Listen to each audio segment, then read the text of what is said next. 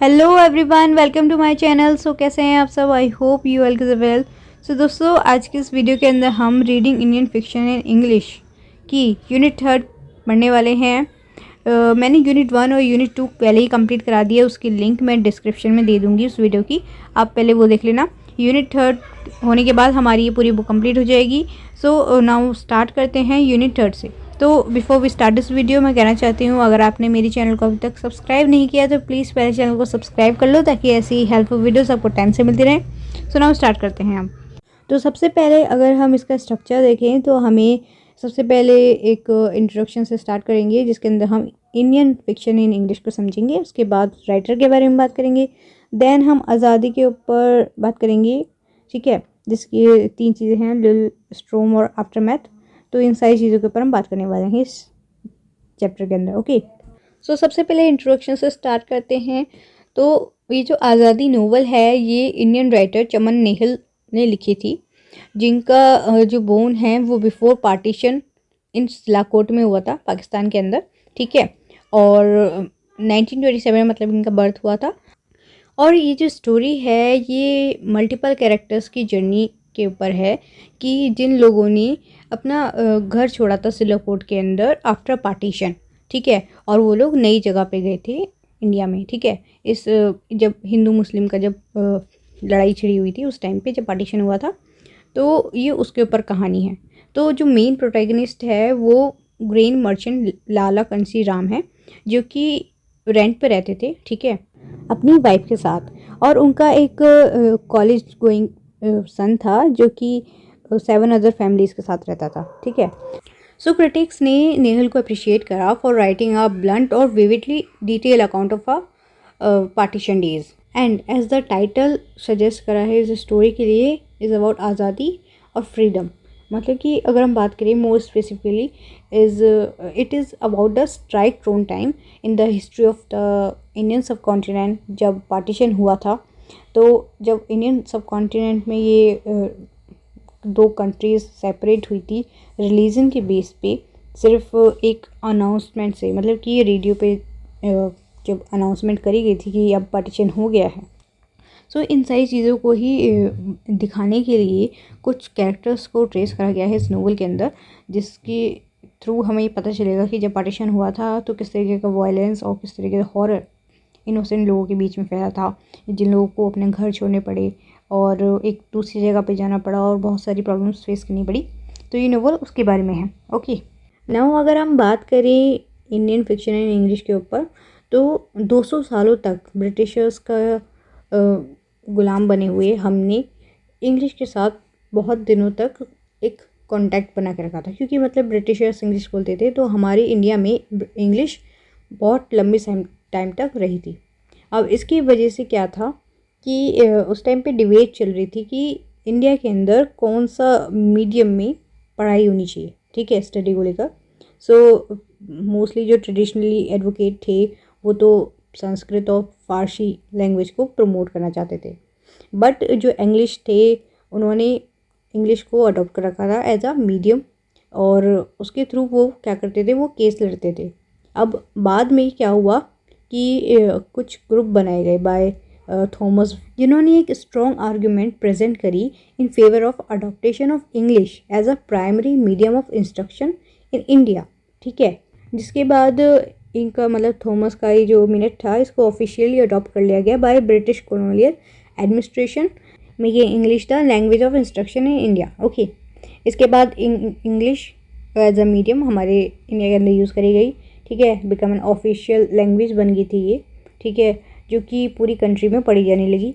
और धीरे धीरे जो एजुकेटेड इंडियंस थे उन्होंने इंग्लिश लिखनी शुरू करी, और उनके बहुत सारे जो वर्क्स थे, जैसे कि Indo Anglian literature, Indian English literature, इस तरीके से वो वर्क्स जाने गए उनके, जो उन्होंने इंग्लिश में लिखे थे, जो कि फाइनली एमर्ज्ड हुए as the Indian writing in English, ठीक है।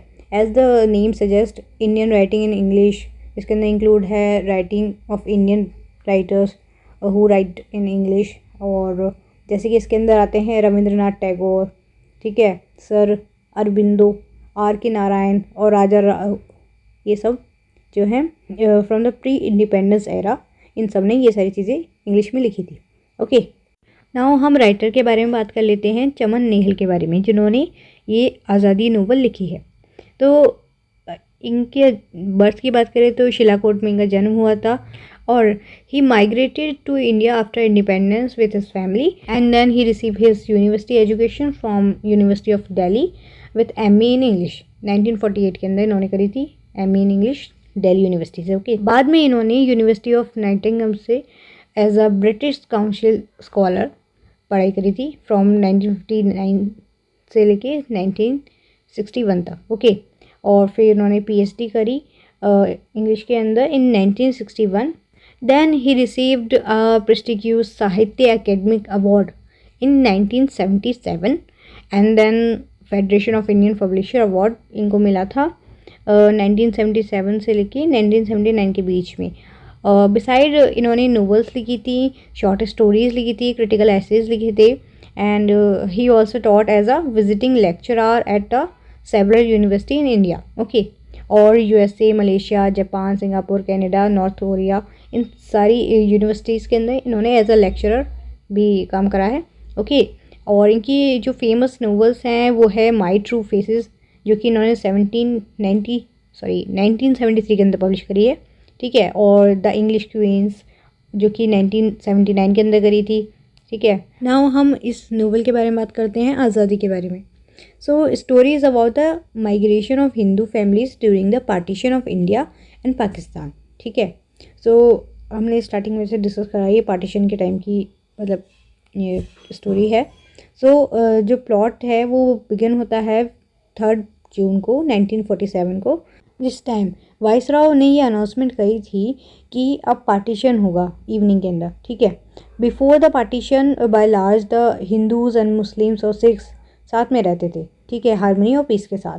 बट आफ्टर पार्टीशन बहुत सारा हमें प्रॉब्लम्स देखने को मिली, बहुत सारे लोगों ने सफ़र किया उस टाइम पे। लोगों ने अपने घर छोड़ दिए और हिंदू मुस्लिम के बीच बहुत दंगे हुए और बहुत सारी चीज़ें हुई।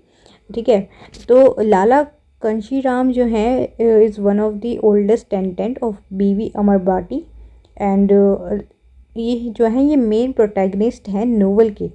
तो ये एक 3 रूम सेट के अंदर अपनी वाइफ के साथ रहते थे, जिनका नाम था प्रभा देवी। सो 20 ईयर्स ओल्ड इनका कॉलेज गोइंग सन था, और अरुण उसका नाम था। ठीक है, और लाला कंशीराम जो थे वो एक ग्रेन मर्चेंट थे, follower of the Arya Samaj, but he also fascinated with the British Raj. Okay, so just opposite their house Sikh family रहती थी, मतलब कि इनके घर के सामने एक सिख फैमिली रहती थी, जिसके अंदर एक ईशा कौर नाम की प्रेग्नेंट लेडी और उसके फादर, उसके ग्रैंडफादर और उसके हस्बैंड रहते थे। और जो लैंड लेडी थी अमरावती, वो अपने हस्बैंड के साथ रहती थी, और उसका एक अडॉप्टेड सन था और एक beautiful Kashmiri daughter in law थी। ठीक है, सुनंदा। और अगर हम बात करें ग्राउंड फ्लोर में पद्मिनी नाम की एक लड़की रहती थी, जिसकी बेटी थी चांदनी। और इस पूरी बिल्डिंग की मतलब ये बिल्डिंग जिसका घर था मुकंदा, उसकी मदर और उसका जो बेटा था वो जेल में था। अब यहाँ पे क्या होता है, यहाँ पे इन सब लोगों के अंदर जिस तरीके से उथल पुथल मच जाती है आफ्टर पार्टीशन, वो बताया जाएगा। ठीक है, सो इससे हमें एक्सपीरियंस होगा we as a reader relive the horror and the pain of the partition. तो कहानी की शुरुआत होती है लल से। लल मतलब होता है शांति। तो पहला जो पार्ट है वो शांति से शुरू होता है, मतलब कि पूरा जो इन्वायरमेंट है वो अभी शांत है, लेकिन अनहोनी का आवाज़ है कि हाँ मतलब कि कुछ हो सकता है, क्योंकि ये बातें चल रही थी कि शायद पार्टीशन हो सकता है। ठीक है, तो जो सिलाकोट में रहने वाले लोग थे उनका लाइफ अभी तक नॉर्मल चल रही थी। ठीक है, जब तक कि कोई अनाउंसमेंट नहीं हुई थी। और जो नरेटर हैं वो हमें बताते हैं, जो लाला कंशीराम हैं इस नोवेल के जो प्रोटैगनिस्ट हैं, हीरो हैं, उनकी लाइफ में ले जाते हैं वो हमें, और बताते हैं कि सुबह सुबह वो अखबार पढ़ते हुए अपनी वाइफ को एटॉमिक बम्स और वर्ल्ड वॉर और जो गांधी जी का फास्ट अनटू डेथ चल रहा था, ये सब बता रहे थे अखबार में से पढ़ के। अब he loves his mother tongue but still mention Hindi as a official language in the census, मतलब कि वो अपनी मातृभाषा से तो प्यार करते थे बट फिर भी वो हिंदी को एज अ ऑफिशियल लैंग्वेज मानते थे। हमें लाला की जो मतलब इन्होंने इतनी मेहनत से, हार्ड वर्क से, ये सारी चीज़ें जितना भी इन्होंने कमाया है और जो अपने घर में लगाया है, ये सारी चीज़ों को खोने से डर लगता था। भले ही वो एक देशभक्त कहते थे खुद को, लेकिन स्टिल उन्हें अपनी ये जो शान शौकत का जीवन था या आरामदायक जीवन था, इसे खोने का डर रहता था। ठीक है, इन सारी जो ये लड़ाइयाँ चल रही थी देश में, इस वजह से। अब जो नरेटर हैं वो हमें बताते हैं उनकी नेशनलिस्ट स्पिरिट और दिलाइमा के बारे में बताते हैं। मतलब कि एक तरफ तो वो जो नेशनल हीरोज़ है जैसे कि गांधी, नेहरू जी और भगत सिंह, इन सब का आदर करते थे वो, लेकिन वो ब्रिटिश ऑफिसर्स के जो डिसिप्लिन था उससे इम्प्रेस भी थे। ठीक है, अब एक और वो अंग्रेज़ों को कुत्ता अंग्रेज़ कहते हैं और हड़ताल के कारण एक रात जेल में बिताने को खुद को मतलब एक राष्ट्रीय हीरो के रूप में मतलब मानते हैं। ठीक है, मतलब कि एक जो नेशनल हीरो होता है उससे तुलना करते हैं अपनी। दूसरी ओर वो ब्रिटिश परेडों में और जो उनकी जो ड्रेस होती है ब्रिटिश परेड्स के अंदर, यूनिफॉर्म होती हैं और जो अथॉरिटी होती है, उनसे काफ़ी ज़्यादा अट्रैक्टेड हैं। अब अचानक उन्हें याद आता है कि किस तरीके से वो अपने बेटे को हुर्रा परेड में लेके गए थे। ठीक है, where the writers describe the authority and cruelty of the British, मतलब जहाँ पे ऑथर ने हमें ब्रिटिश की अथॉरिटी और क्रूएलिटी के बारे में बताया था कि वो कितने ज़्यादा क्रूअल थे, मतलब कितने ज़्यादा कह सकते हैं क्रूरता करते थे, कितने बुरे थे वो लोग। अपने मज़े के लिए मतलब कि जो आवारा कुत्ते होते हैं उनको गोली मारकर तमाशा करते थे। ठीक है, और अब इन सारी राजनीति उथल पुथलों को देखकर जो हमारे ये लाला कंसी राम हैं, ये काफ़ी चिंतित थे, लेकिन इनकी जो वाइफ है प्रभा, वो इन्हें कंसोल करती है, मतलब दिलासा देती है और फिर काम पे भेजती है। अब आगे के सीन में हमें प्रभा देवी और ईश्वर कौर की फ्रेंडली चैट दिखाते हैं, जहाँ पे जो नरेटर हैं वो एक हारमोनियस इन्वायरमेंट को डिस्क्राइब करते हैं between the Sikh and Hindu community. ठीक है, जो कि धीरे धीरे अब टेंशन बढ़ती जा रही थी मुस्लिम्स के साथ। अब ये इस सब चीज़ों के बारे में बात ही कर रहे थे, cooking, family love, share jokes और कोर्स ऑफ डिस्कशन, और जो मतलब कि पॉसिबिलिटीज़ थी डिवीज़न होने की, उसके बारे में। अब इसी टाइम पे अरुण आता है और वो ये बताता है, इस न्यूज़ के साथ आता है कि जो पॉलिटिकल लीडर हैं वो इंडिया और पाकिस्तान का डिवीज़न करने वाले हैं, मतलब कि पार्टीशन होने वाला है। अब इस खबर से सबके मन में चिंता और डर पैदा हो जाता है। वहीं बाज़ार से जो लाला कंशी राम हैं और जो अदर जो हिंदूज़ हैं इस बात पर चर्चा करते हैं कि महात्मा गांधी ये पार्टीशन नहीं होने देंगे। ठीक है, क्योंकि ये लोग महात्मा गांधी को सिर्फ एक पॉलिटिकल लीडर ही नहीं, साथ ही साथ एक संत भी मानते थे। ओके, तो इन्हें भरोसा था कि वो बचा लेंगे, वो पार्टीशन नहीं होने देंगे। ठीक है, अब यहाँ पे नरेटर जो है वो एक अब्दुल गानी, एक हुक्का बनाने वाले की कहानी हमें फ्लैशबैक में मतलब बताता है उसकी। वो बताता है कि पास्ट में जो उनके लाला के साथ बहुत ही अच्छे मतलब कि रिलेशन थे, मतलब जो अब्दुल गनी हैं और कंशी लाल हैं उनके बीच में बहुत अच्छे संबंध थे, और वो टाइम टाइम पर अरुण की मदद करते थे और लाला से मतलब छोटे मोटे लोन लेते रहते थे। ठीक है, अब वो लोन लेने के बाद मतलब उन्हें चुका भी देते थे, मतलब कि थोड़े बहुत उधार लेके उन्हें चुका देते थे। अब जब पार्टीशन की अनाउंसमेंट होती है तो इस बात का अब ये एग्जाम्पल होगा कि किस तरीके से जो पॉलिटिकल नेता होते हैं उनकी वजह से आम जनता को कितना सब कुछ सहना पड़ता है। अब जो मुस्लिम लीडर्स थे उनके प्रभाव में आकर, जिनका एकमात्र उद्देश्य यही था कि समुदायों के बीच में नफ़रत फैलाना था, वो पल भर में दोस्त को दुश्मन बना दिए। मतलब कि इस अनाउंसमेंट के बाद उन्होंने बहुत ज़्यादा नफ़रत फैलाई। और अब जो नरेटर हैं वो बताते हैं कि कैसे जो अब्दुल गनी थे, हालांकि एक मामूली सा हुक्का बनाने वाला था वो, लेकिन बाज़ार में अपने पड़ोसी हिंदू जो दुकानदार थे, हिंदू बिजनेसमैन थे, उनके साथ वो बहुत ही शांति से और प्यार से रहता था।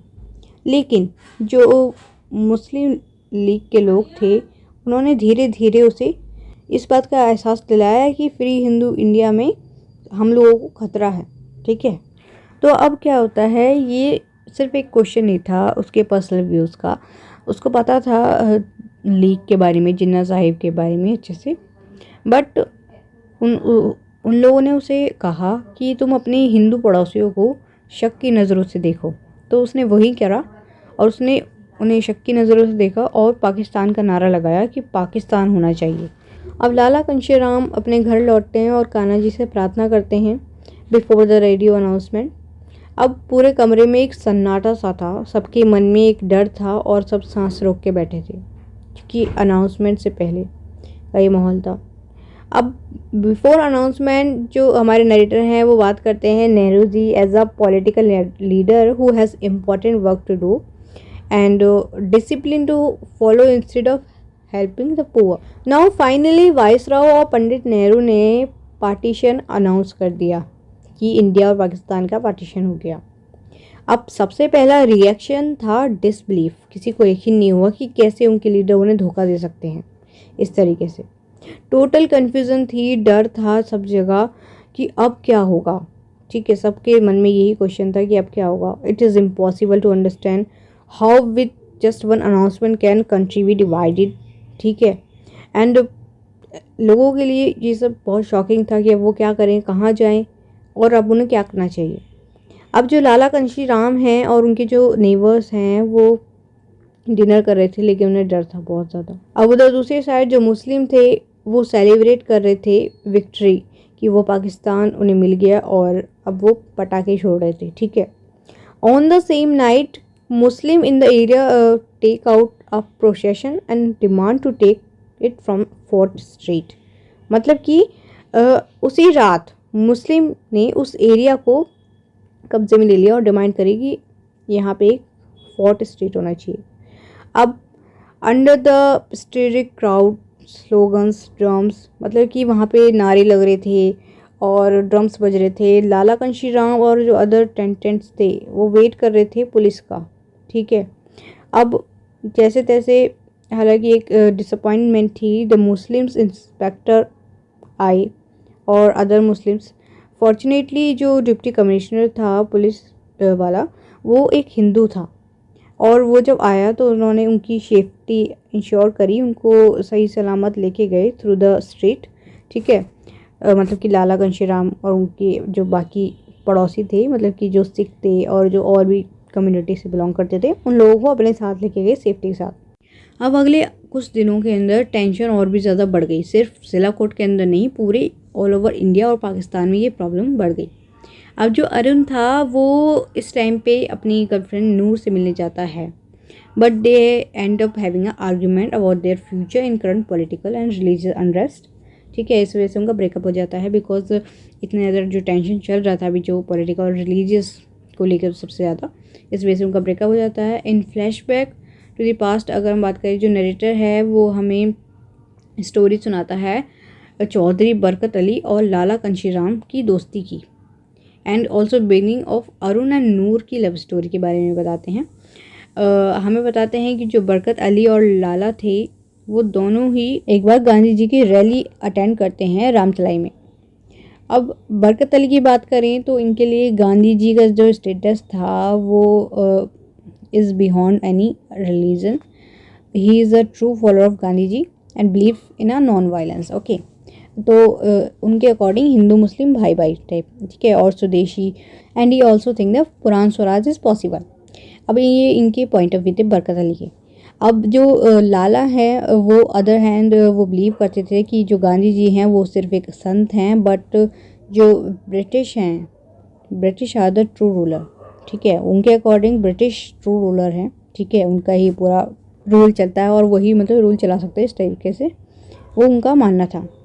अब नूर से आर्ग्यूमेंट होने के बाद अरुण और मुनीर जो थे वो बिल डेविडसन से मिलने जाते हैं। ठीक है, अब नरेटर की फ्रेंडशिप का बैकग्राउंड बताते हुए बताते हैं कि ये लोग बिल के पास जब आते हैं तो बिल ये जो पार्टीशन हो रहा है ये बिल इसके खिलाफ बात करता है, मतलब कि उसे पसंद नहीं है ये पार्टीशन हो, ठीक है। वो इस चीज़ की बुराई करता है, निंदा करता है इस बात के ऊपर, और फिर वो अचानक से बोलता है कि ये जो डिसीज़न है ये बेवकूफ़ी भरा है, और वो सडनली गांधी को ब्लडी गांधी कहता है।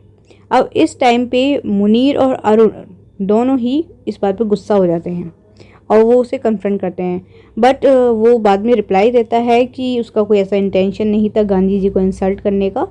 विथ डिसअपॉइंटमेंट और टेंशन अरुण और मुनीर जो है वो अपने घर चले जाते हैं, ठीक है। अब बताते हैं 24 जून को क्या होता है। जो फर्स्ट रियॉट होता है सिलाकोट के अंदर after the legislative assembly of Punjab except the partition, thereafter begins a daily ritual of murders, rapes, loot और fires। अब ये सारी चीज़ें चलने लग गई, ठीक है।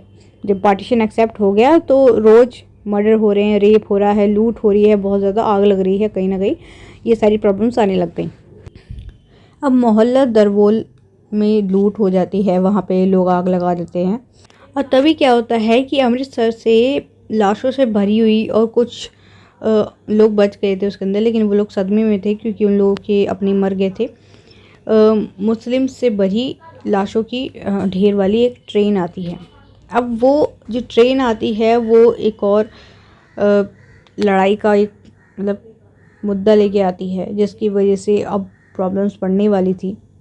ये जो ट्रेन थी ये सिटी में एक डिज़ास्टर की तरह आती है और ये चारों तरफ वायलेंस फैला देती है। ऐसे ही सिमिलरली जो न्यूज़पेपर्स थे वो भी एक सोर्स बन गए थे स्प्रेडिंग ट्रॉमा और वायलेंस, ठीक है। लेकिन जब बाद में डिप्टी कमिश्नर का मर्डर कर दिया गया तो वो फाइनल डिक्लेरेशन थी ऑफ कम्युनल वायलेंस, ओके। अब जो कांशीराम है वो इस पार्टीशन को एक्सेप्ट नहीं कर पा रहे थे। ये सिंबॉलिक था कि दूसरे अदर जो इंडियंस थे वो भी इसी डिलेमा में थे, इसको एक्सेप्ट नहीं कर पा रहे थे ये जो हुआ था। मतलब कि वो एक ऑर्डिनरी पर्सन की तरह अपनी लाइफ, अपना घर जहाँ पे था वहीं से मतलब कि पूरी ज़िंदगी बिताना चाहते थे, वहीं जी के वहीं मरना चाहते थे। बट इन सारी चीज़ों की वजह से अब वो बहुत परेशान थे, सफ़र कर रहे थे। तो वो अब गवर्नमेंट को, ब्रिटिश को और पॉलिटिकल लीडर को ब्लेम कर रहे थे, ठीक है, कि उनकी वजह से ये सब हुआ था। अब सिंपली मतलब कि लोगों की इच्छा थी वो सिलाकोट में रहें, मतलब जो लोग पहले से ही वहाँ पे रह रहे थे तो वो लोग हमेशा चाहते थे कि वो हमेशा वहीं पे रहें, बट ऐसा नहीं हो पाया। अब जो नरेटर हैं वो हमें फिर से एक फ्लैशबैक में ले जाते हैं जहाँ पे सूरज और सुनंदा की शादी होने वाली थी। अब आगे क्या होता है कि जो मुकुंदा थी उसकी माँ को दिखाया जाता है, वो हंसती है उन लोगों पर जो कि ये चीज़ मतलब ये होप थी उन लोगों को कि हम यहाँ पर एक दिन वापस लौट आएंगे, ठीक है। इस टाइम पे हमें जाना पड़ रहा है लेकिन हम दोबारा वापस लौट के आएंगे। तो मुकुंदा उन पर हंसती है उन लोगों पर, और उन लोगों पर भी जो आकर उन घरों में मतलब आग लगाएंगे, मतलब इस घरों को जलाएंगे और लूटेंगे जिन्हें वो अपने देश का हिस्सा मानते हैं। अब जो लाला कांशीराम थे उनकी भी दुकान लूट ली जाती है और वो बहुत ज़्यादा डर जाते हैं, कमज़ोर लाला। और जो उनकी वाइफ थी प्रभा देवी, उन्हें कहती है कि हम यहाँ से छोड़कर नया सब कुछ स्टार्ट करेंगे, लेकिन जो लाला थे वो ये सब दोबारा से स्टार्ट करने के लिए तैयार नहीं थे क्योंकि वो बहुत ज़्यादा परेशान थे। अब इसी बीच जो बरकत अली हैं वो आते हैं और बताते हैं कि उन्हें यहाँ से अब जल्दी से निकलना होगा क्योंकि जो दंगाई हैं मतलब कि जो लोग दंगा करते हैं उन लोगों ने प्लान बनाया है कि आज रात को वो इस गली पे हमला करेंगे। अब जो बिल डेविडसन था वो उन्हें जो शरणार्थियों का जो कैंप था वहाँ तक ले जाने के लिए आता है। अब वो वहाँ पे दुखी लाला कांशीराम से मिलता है जो कि अब इस प्रॉब्लम की वजह से अंग्रेज़ों को दोषी ठहराते हैं कि इनकी वजह से हुआ है। अब कहानी का लाला कांशीराम की सुबह से शुरू होती है जहाँ पे पहले ही पार्ट में शाम ढलने और एक ज़ोरदार हंसी के साथ मतलब वो एंड हो जाती है। अब ये जो हंसी थी ये आने वाले तूफ़ान की एक सिंबल थी, मतलब कि ये अब हम अगली जो पार्ट है स्ट्रोम उसके अंदर देखेंगे किस तरीके से तूफ़ान आया लोगों की ज़िंदगी में। अब जो एक वर्ड तूफ़ान है ये उन लोगों को बताता है कि जो लोग निर्दोष थे उन लोगों को मारा गया और वो हिंसा का हिस्सा बने। अब दूसरी तरफ जो एक और जो तूफ़ान वर्ड यूज़ करा गया है वो है सोशल और जो पॉलिटिकल और जो फाइनेंशियल लेवल पर जो लोगों को प्रॉब्लम्स फेस करनी पड़ रही हैं उस चीज़ के ऊपर। तो अब हम दूसरे पार्ट को देखते हैं, द स्ट्रोंग वो। अब अगले 3 महीने तक हिंदू सिलाकोट के अंदर एक बहुत ही बुरी हालत में एज अ रिफ्यूजी कैंप में रहे थे। रेनी सीज़न में पूरी तरीके से मतलब अनअवेयर थे दिल्ली फ्रीडम सेलिब्रेशन से, ठीक है। अब लाला कांशीराम ने एक बहुत ही शॉकिंग न्यूज़ रिसीव करी कि उनकी जो बेटी थी मधु, उसका मर्डर हो गया है और उसके हस्बैंड का भी, जब वो दोनों सिलाकोट जा रहे थे। अब जो शॉकिंग मतलब कि इतना बड़ा शॉक लाला को लगा है, उसके बाद वो मधु के जो बचे हुए जो बॉडी पार्ट्स थे उनको लेने के लिए अरुण और सूरज को बरकत अली के पास भेजते हैं मदद मांगने के लिए। अब वो दोनों जब सिलाकोट लौट रहे होते हैं तो जो नरेटर है वो हिंदू घरों की तबाही और तोड़फोड़ का एक बड़ा ही डरावना सा सीन दिखाता है। अब बरकत अली के घर पहुंचकर वो उसका परिवार अरुण को मतलब कि सांत्वना देता है, मतलब उनको शांत कराता है। अब नूर भी जो मतलब जो नूर थी वो अरुण को देखती है, वो भी बहुत दुखी होती है अरुण को इतना दुखी देख के। अब जो बरकत अली हैं और जो मुनीर और अरुण हैं और सूरज, इन सब के साथ वो लोग मधु की बॉडी को लेने के लिए जाते हैं। अब वहाँ पे उनकी मुलाकात होती है अब्दुल गनी से। अब ये जो अब्दुल गनी है ये बड़े ही गुस्से में और वैसे मतलब बहुत ही बुरी तरीके से बोलता है कि मैंने ही मधु को जलाया था, मतलब मैंने ही मधु की बॉडी को आग लगाई थी। अब जो गन्नी की इस बात को सुनकर, इतनी बुरी बात सुनकर, जो बरकत अली होते हैं वो बहुत गुस्से में आ जाते हैं और उसकी पिटाई कर देते हैं। अब दुख से जो अरुण था वो बहुत ज़्यादा दुखी हो जाता है, मधु के बारे में सोचने लगता है, उसके साथ बिताए हुए उसके बचपन के जो दिन हैं और कैसे जब उसकी शादी हुई थी और उसकी माँ बनने के संघर्ष को याद करता है। अब अपने दुख को चांदी के प्रति जब उसका मतलब जो अट्रैक्शन था उसको दबाते हुए वो वहाँ से चला जाता है। अब इसी बीच क्या होता है, जो लाला कांशीराम थे उनको एक और बार दिल टूटने का सामना करना पड़ता है जब जो पंजाब सेना बल के कमांडर इन चीफ जनरल थे उनके द्वारा मतलब कि अन्य जो लीडर्स थे उनकी तरह ही उन्होंने भी धोखा दे दिया। अब नरेटर बताते हैं about the gives an account of the unfair distribution of land, army और रिसोर्सेज बाय कम्युनिटी, ठीक है। और इससे क्या होता है कि जो वायलेंस है वो और भी ज़्यादा भड़क जाता है। अब कुछ महीनों की स्ट्रगल के बाद और डर के बाद जब जो मेजर राणा जंग बहादुर सिंह हैं उनके गाइडेंस के अंडर इंडियन आर्मी को भेजा गया हिंदू के जो कैंप्स लगे हुए थे वहाँ पे, ठीक है, ताकि लोगों को सेफली इंडिया लाया जा सके। अब उन्होंने प्लान बनाया कि वो रिफ्यूजीज़ को पैदल इंडिया लाएंगे, मतलब कि डेरा बाबा नानक बॉर्डर से, ठीक है। अब सैकड़ों जो परिवार थे वो काफिला सिलाकोट से 6 मील दूर गुना कला में रुके थे। अब जो बरकत अली, मुनीर और कुछ जो अदर जो मुस्लिम थे वो गुना कला में अपने दोस्तों से मिले क्योंकि वो लास्ट बार वो गुड बाय करने आए थे उन्हें। अब इसके बाद जो पुसूर तहसील में रुकते हैं जहाँ लाला पंजाबी परिवेश को देखकर दुखी हो जाते हैं, बहुत ही ज़्यादा इमोशनल हो जाते हैं।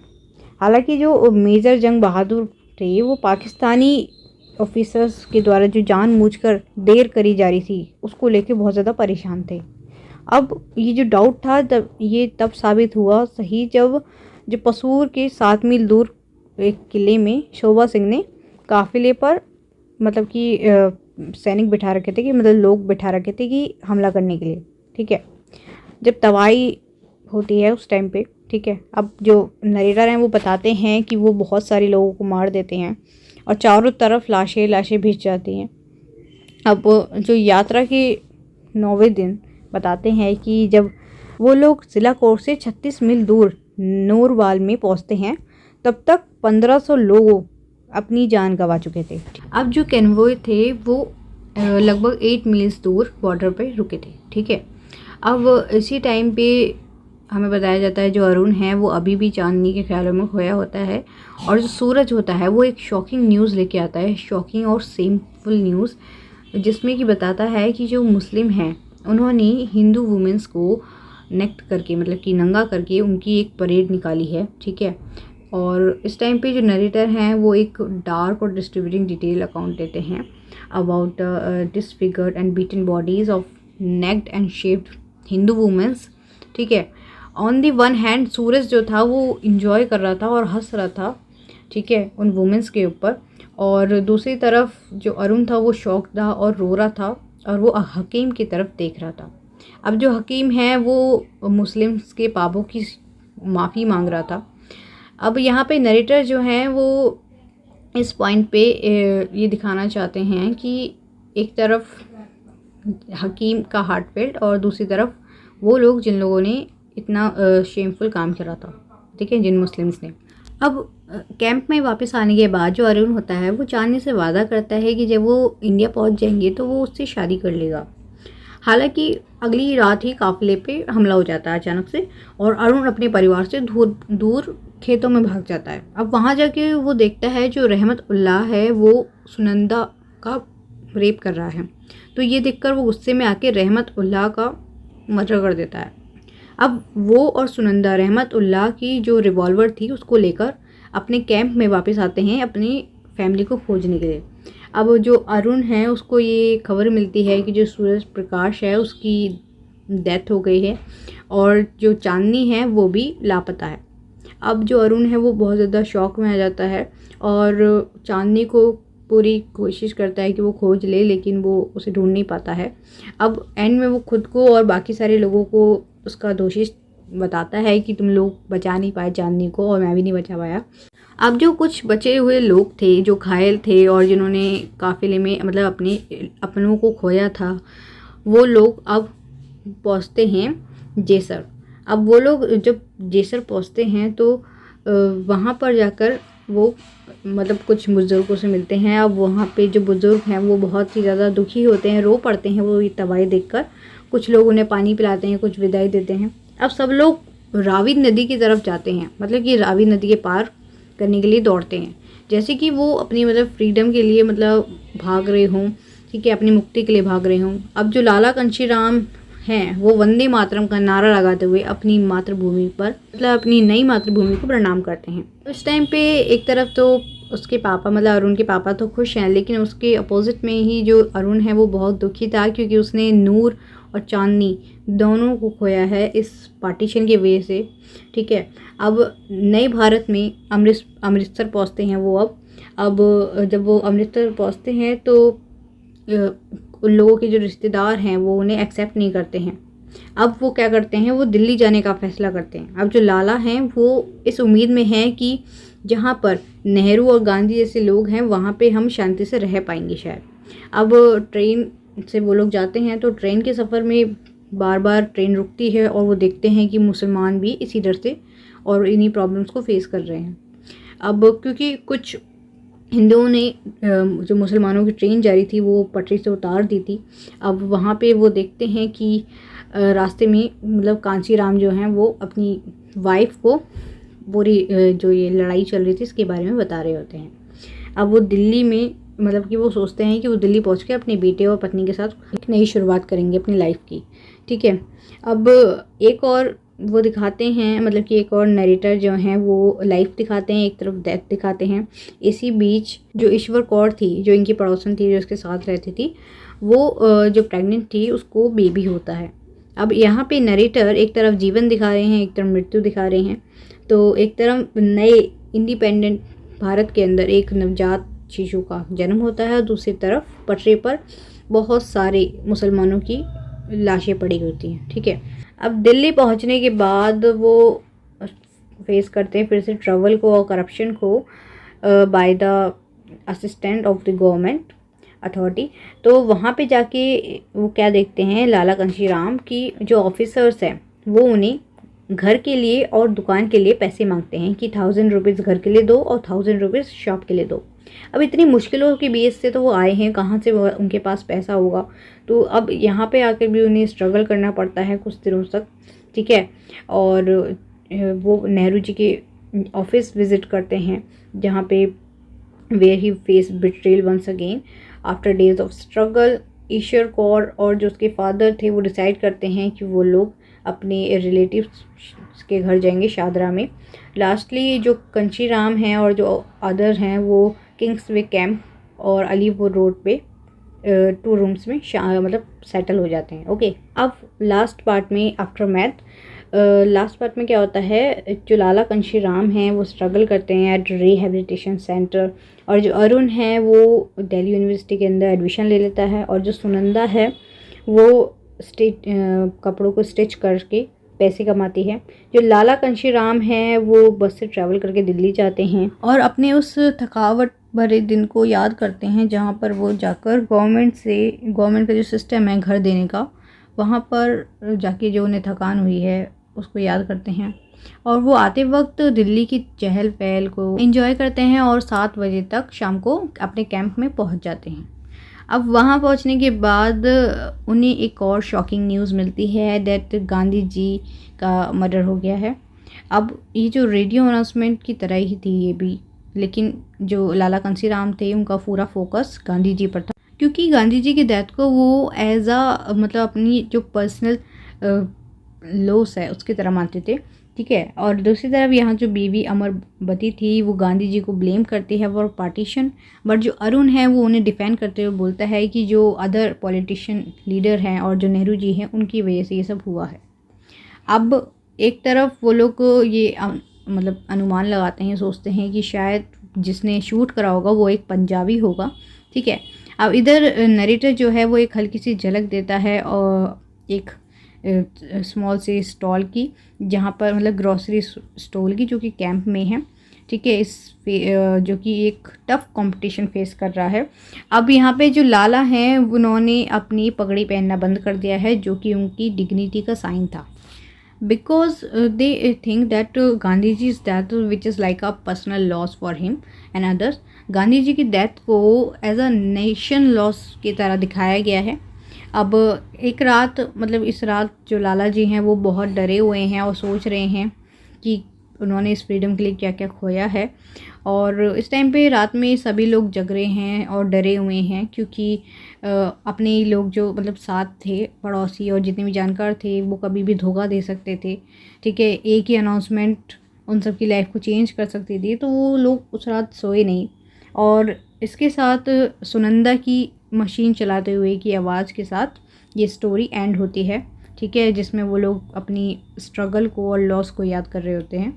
ओके, तो ये कहानी यहाँ तक की थी। आई होप आपको समझ आ गई होगी, और कोई भी दिक्कत हो आप मुझे कमेंट सेक्शन में पूछ सकते हैं। मैंने यूनिट 1 और यूनिट 2 की वीडियो भी डाल दी है, उसकी लिंक मैंने डिस्क्रिप्शन में डाल दी है, आप देख लेना। ओके, और वीडियो पसंद आई हो तो प्लीज़ वीडियो को लाइक ज़रूर करें एंड चैनल को सब्सक्राइब करना बिल्कुल मत भूलें, ताकि ऐसी हेल्पफुल वीडियोज़ आपको टाइम से मिलती रहें।